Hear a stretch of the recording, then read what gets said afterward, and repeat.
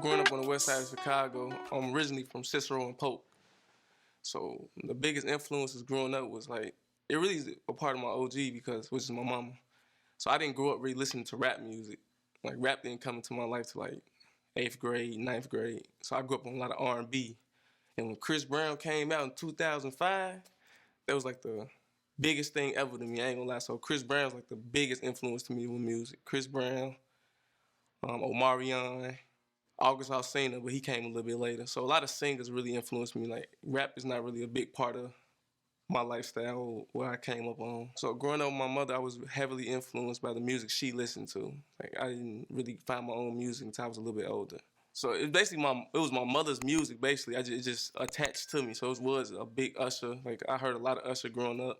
My grandfather, so it was Michael Jackson, Genuine. It's like people that's way, like you wouldn't even expect me to listen to, like way older people. But I feel like there was a time in music when it was like the best type of music because you had required to be so talented back then compared to like now.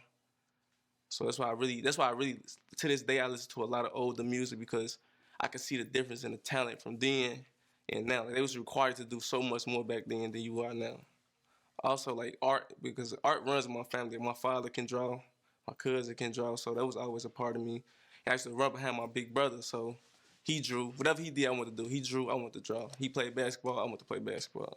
So that's just like, so basically my big brother was a big influence because everything he wanted to do, I wanted to do in my OG. Okay, so I was a bad kid. Like I was really bad. So the games I was playing, I wasn't really supposed to be playing, but I was sneaking playing. Like Grand Theft Auto was like my game.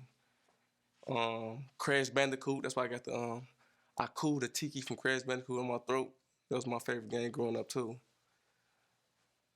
That was about it. Them only two games I really played, like Grand Theft Auto and Crash Bandicoot. Well, the reason people consider me a bad kid growing up because I was like a troubled kid. Like I don't know, I would just do off the wall things. Like I was really bad in school, but it was always retaliation because I felt like I have small man syndrome. So in school, it's always like people try to bully me, but when I retaliate, it comes off as like I'm going over the top, so I would get in trouble. So it came off as me just acting out when really I was just retaliating. And then where I grew up at on Cicero and Polk, I was really like, it was like you ever heard that saying, it takes a village to raise a child? So everybody on the block knew each other. So all the kids would be outside, and we'd be just no real parental like vision over us, so we just doing anything. So we just be really doing anything, like throwing bricks at police cars, all type of stuff. Just tweaking.